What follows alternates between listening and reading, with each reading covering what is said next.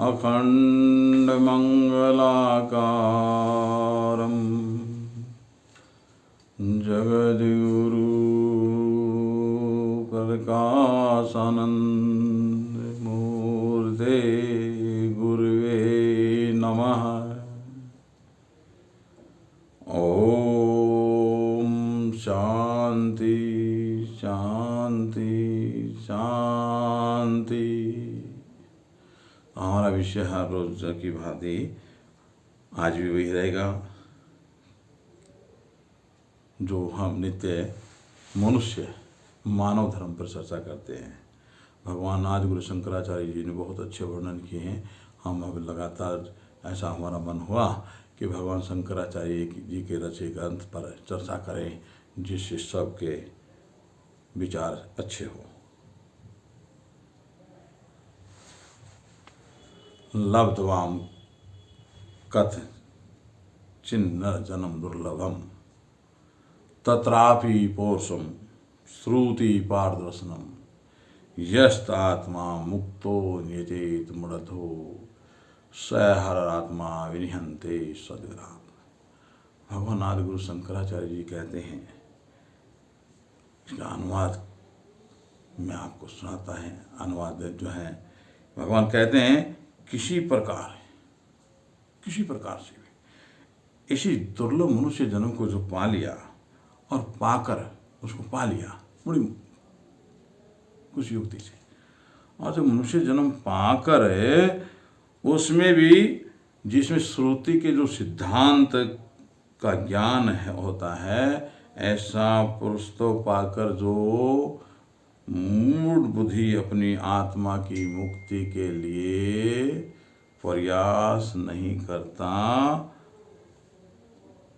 वह निश्चय ही अपने आप में प्रतिदिन दंडित होता है। उस आत्मा की विचार किया ही नहीं वो बुद्धि से कि आत्मा कैसे मुक्त हो, मुक्त कब, स्वतंत्र। इस शरीर से आत्मा को मुक्त करके देख जानना, आत्म दर्शन करना। भगवान आदि गुरु शंकराचार्य जी कहते हैं कि ये किसी भाग्य से, पुण्य से, किसी दुर्लभ जो है मनुष्य जन्म को पाया है। ये मनुष्य जन्म के लिए देवता भी तरसते हैं, ये मनुष्य जन्म मिल जाए तो मेरा भी कल्याण हो जाए, मैं भी उस आत्म दर्शन का स्वरूप में सूक्ष्म हूँ, दृश्य हूँ, अदृश्य हूँ, परंतु वायु हूँ, मैं भी एक उस मनुष्य जीवन को पाऊँ। तो ये मनुष्य जन्म मिल गया तो आत्मा की मुक्ति ही सबसे बड़ा इस मनुष्य का पुरुषार्थ है, जो मनुष्य जन्म में ही संभव है, अन्य किसी जन्म में संभव नहीं है। पशु आदि योनियों में भटक कर जब इस दुर्लभ मनुष्य जन्म को पाया है तो इस मनुष्य जन्म की श्रुति और सिद्धांतों से जो संभव है उसको गुरु कृपा का प्रसाद जानकर उस पर अध्ययन करे। अध्ययन कर लेने मात्र से भी वो जो है वहाँ तो है पहुँचता नहीं है, सिद्धांत रट लेने से भी वहाँ तक पहुँचता नहीं है। कितने ही आत्मज्ञान की राह पर चला जा चाहे उससे भी कुछ नहीं होता। ये जो है ईश्वर का जो दिया हुआ तोहफा प्रसाद, एक कृपा स्वरूप, उसके प्रतिबिंब, उसके स्वरूप जो पंचभौतिक शरीर सभी प्राणियों का है, मनुष्य का जो है उसका जो है सुअवसर एकमात्र जो हमें मिला है मनुष्य जीवन का, उसमें असत और सत्य की प्राप्ति की ओर बढ़े और असत का त्याग करें, अन्यथा आस्था जो है आपकी डगमगा जाएगी। इन दोनों को, असत को त्याग कर अपने अंदर नित्य आस्था रखकर भोगों में लिप्त रहना यह आपके दुखों का कारण है। असत जो है जगत की आस्था का तो प्रतीक है, उसको सामने रखकर भोगों में लिप्त होना, संसारिक हो, धन, वैभव, कीर्ति, यश, सारे यानी इंद्र आदि राजा जो सुख लेते हैं, वो सुख की ओर मनुष्य जो दौड़ता है, यही असत्य मार्ग है। सत्य मार्ग शांति के लिए प्रभु की शरणागत होना ही सत्य मार्ग है। अगर हम इससे जैसे भटकते हैं तो हम अपने आप के उस नित्य स्वरूप अस्तित्व को छिन्न भिन्न करते हैं। इसी वेद में है विचार दंडा। विचारों से मनुष्य दिन में 1, 2, 4 बार जरूर दंडित होता है। वो अंदर दुख महसूस करता है, ये मेरा काम नहीं हुआ या मेरे साथ ये धोखा या ये सुख हुआ, ये हुआ, वो सोचकर दंडित होता है।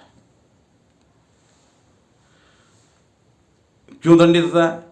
सोचा उसने, दंडित वो हुआ तो दूसरा क्या करे, उससे उसको आक्रोश होता है, क्रोध होता है, उसके अंदर ईर्ष्या बढ़ती है, द्वेष बढ़ता है, अहंकार बढ़ता है, और उसके दमन का औषधि फिर ढूंढता नहीं है।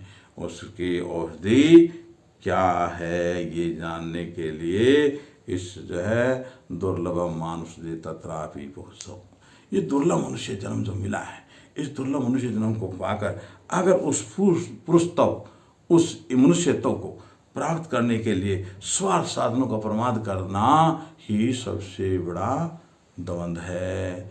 उसे स्वार्थ साधनों में नहीं डुबोना। स्वार्थ साधन ही दुख का कारण है। स्वार्थ के द्वारा जो साधन दे, स्वार्थ के वशीभूत होकर जो भी किया जाता है वो दुख का कारण बन जाता है। तो मैं जागूं तो मुझे अपना अस्तित्व भास पड़ेगा। दिन भर काम किया, शाम को सोए, सुबह उठे, वही दिनचर्या, उससे हम निपट नहीं पा रहे।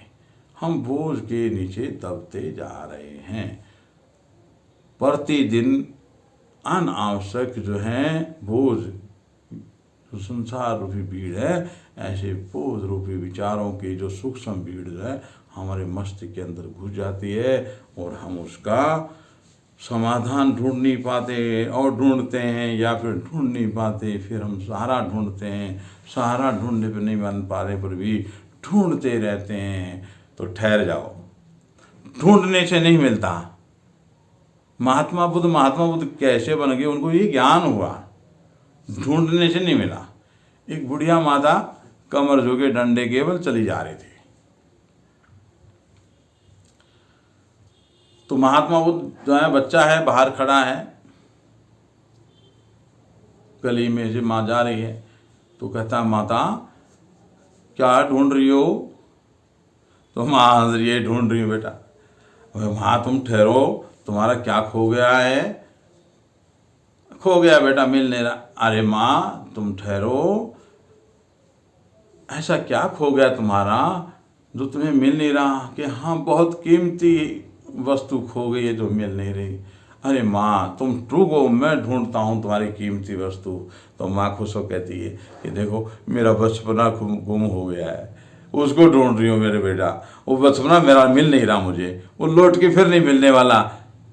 जो बचपना अपने हाथ से निकल गया और उसे निकलते निकलते हम एक वृद्धा और जर्जर अवस्था तक पहुँच जाते हैं, तब तक हम उस स्वार्थ के वशीभूत अपने सुख साधन में हम जाते हैं, तो ही हम दुख की जो है वार्षा अपने ऊपर करते हैं। उच्चतम जीवन की प्राप्ति के लिए तो हमें मुक्ति लाभ करने की योजना पर जाना ही भगवान आदि गुरु शंकराचार्य जी ने संदेश दिया कि ये मनुष्य, तुम जो है इस ओर बढ़ेगा तो तुझे लाभ मिलेगा, तू मुक्त हो जाएगा और जंजालों से निवृत्त हो जाएगा। उन्होंने सिद्धांत रटने के लिए नहीं कहा, उनके लिए जानने के लिए कहा। उन्होंने साफ कहा कि जीवन के साथ न सिर्फ सब चेतना मृत्यु के उपरांत साथ जाती है और बाद में कुछ साथ नहीं जाता है, इसलिए इसके विकास का प्रयत्न करें। इस सब चेतना का विकास स्वच्छ करे, शुद्ध करे। वो सब चेतना क्या है? मन है। और मन का निवास जो है एक ऐसा केंद्र है जो वहाँ तक आगे दरवाज़ा खुलने का कभी काम ही नहीं होता, आगे बताता ही नहीं है। वो पहले ही बुद्धि को विक्षिप्त कर देता है कि ये व्यक्ति जो तुम्हें कह रहा है ये तुम्हारे लिए ठीक नहीं है, तुम्हें तो आज चाहिए। तो आज चाहिए तो वो सोचता कि हाँ बात तो सही कह रहा है, ठीक है, आए हैं, बैठ जाते हैं थोड़ी देर, फिर चल देते हैं। तो इसलिए वो ठहरता नहीं है। महात्मा बुद्ध कि इस दृष्टांत से वो एकदम ठहर जाते हैं कि माँ बचपना, कहीं मेरा बचपना ना खो जाए। क्योंकि ईश्वरीय सिद्धांत जो है, श्रुति सिद्धांत जो है, वो हमें उस खोए हुए को पाने के लिए सिद्धांत दिए हैं। ईश्वर ने दिए हैं, राम ने दिए हैं, श्री कृष्ण ने दिए हैं, ऋषियों मुनियों ने दिए हैं, हमारे गुरु लोगों ने दिए हैं। हमारे गुरु सब पूजनीय रहे हैं, उन्होंने सब ये सिद्धांत दिए हैं। भगवान आदि गुरु शंकराचार्य जी साफ कहते हैं ये सब चेतना साथ जाएगी, उसका सबसे बड़ा स्वार्थ साधन वही है कि इसके साथ अच्छाई जोड़ दूँ मैं, और कुछ नहीं। शेषों का शेष शून्य, यानी वो दुख सुख से निवर्त, वो लाभ हानि से निवर्त, वो आधा बाधा से निवर्त, वो किसी बोझ से लदी हुई ना रहे सब चेतना, और एकदम से खुले आसमान में जब उसका दर्शन होता है तब वो जो अभी बोझा से लदी हुई, यानी हमारा हवाई जहाज जो है उसमें 10 टन सामान लाद सकते हैं, और उस 100 टन सामान लाद के उड़ान भरना चाहे तो मुश्किल पड़ेगी ना। ऐसे ही हमने और हमारे मन ने वो 100 टन हमारे अंदर भर दिया। इधर देखो वो ठीक है, इधर देखो वो ठीक है, हाँ वो ठीक है, वो ठीक। हम दौड़ रहे हैं, ठहर नहीं रहे। सभी ठीक है, यही विडंबना है कि हम सभी को ठीक नहीं मान रहे। हम सभी को ठीक मान ले, श्रद्धा और पात्रता उत्पन्न हो जाए तो हर जगह ईश्वर है। कौन कहता है ईश्वर नहीं है? ईश्वर तो सब जगह है। वो हर वायु तो ईश्वर है, उसको पहचानना है कि ये कौन आ रहा है, कौन जा रहा है, ये क्या है, इसको मैं जानूं, इसको पहचानूं, ये क्या समस्या है, वो हम नहीं जानते। जो हम जन्म लेते हैं ना, जन्म से हमारे साथ बहुत सी क्रियाएं जुड़ जाती हैं पंचभौतिक शरीर के साथ, एक विपरीत और एक सार्थक। जो सार्थक हैं वो जो सनातन है, और विपरीत है वो सनातन को परास्त करती है। वो सतयुग में भी ऐसा था, त्रेता में भी था, द्वापर में भी था, अब भी है, उसमें कोई अंतर नहीं आया। वो सिर्फ सोचने की बात है कि सतयुग अच्छा था, बीत जाता उसको हम अच्छा कहेंगे, ये हमारा स्वभाव है, ये मानव जगत का, पूरी पृथ्वी के मानव जगत का स्वभाव है। तो इसलिए हमें उसके लिए ऐसे नहीं मिलेगा, खोजने चाहिए। वदन्तु शास्त्राणि यजन्तु देवान् कुर्वन्ति कर्माणि भजन्तु देवता। कितनी अच्छी बात कहते भगवान शंकराचार्य जी। आत्मा एक बोध है विनापि मुक्तिर्न सिद्ध्यति ब्रह्मा संतांत्रयपि। कितनी अच्छी बात कहते हैं कि जब हम भटक जाते हैं, कैसे भटक जाते हैं? भले कोई शास्त्रों में भटक गए, शास्त्रों की व्याख्या में भटक गए, देवताओं के भजन किए, नाना प्रकार के शुभ कर्म किए, फिर क्या है, आत्मा के एकता के बोध नहीं होता तब तक 100 ब्रह्माओं के बीच आने तक, जब तक हम आत्मा का बोध नहीं होगा तो 100 ब्रह्मा बीच है, तब तक जो है मुक्ति नहीं हो सकती। क्योंकि हम भटक गए। वो भटकाव को रोक रहे भगवान कि वदन्तु शास्त्राणि यजन्तु देवान् कुर्वन्ति कर्माणि भजन्तु देवता।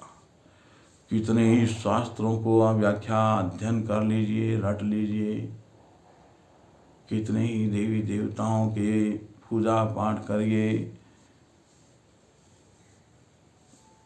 कितने ही भजन कीर्तन कीजिए, कितने ही यज्ञ यजन कीजिए, जब तक हम उस शिथिल नहीं होंगे, रुकेंगे नहीं, तब तक हमें उस प्रतिफल की जिज्ञासा का प्रतिफल प्राप्त नहीं होता।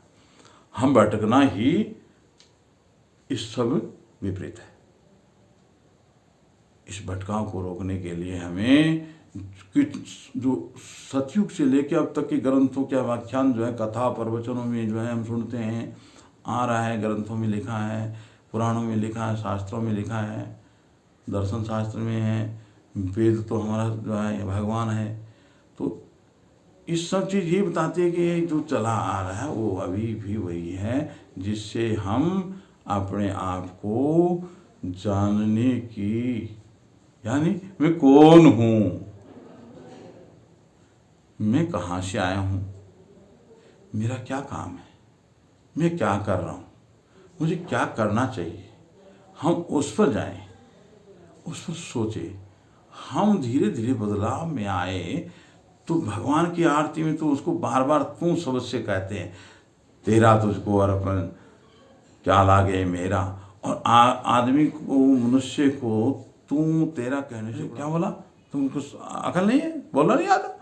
वो बड़ा विचार होता है कि भगवान को हम सारे बोल रहे हैं, तो भगवान कभी नहीं बोल रहा। क्यों कहता है कि भाव, प्रसन्नता ईश्वर की सर्वोपरि भक्ति है। बिना प्रसन्नता के जीवन जीने का आनंद उपलब्ध नहीं होता। क्षण भंगुर प्रसन्नता, कुछ घंटे की प्रसन्नता, वो आनंद आया और गया, क्षण भंगुर है। हरिओम तत्सत, हरिओम तत्सत, हरिओम तत्सत।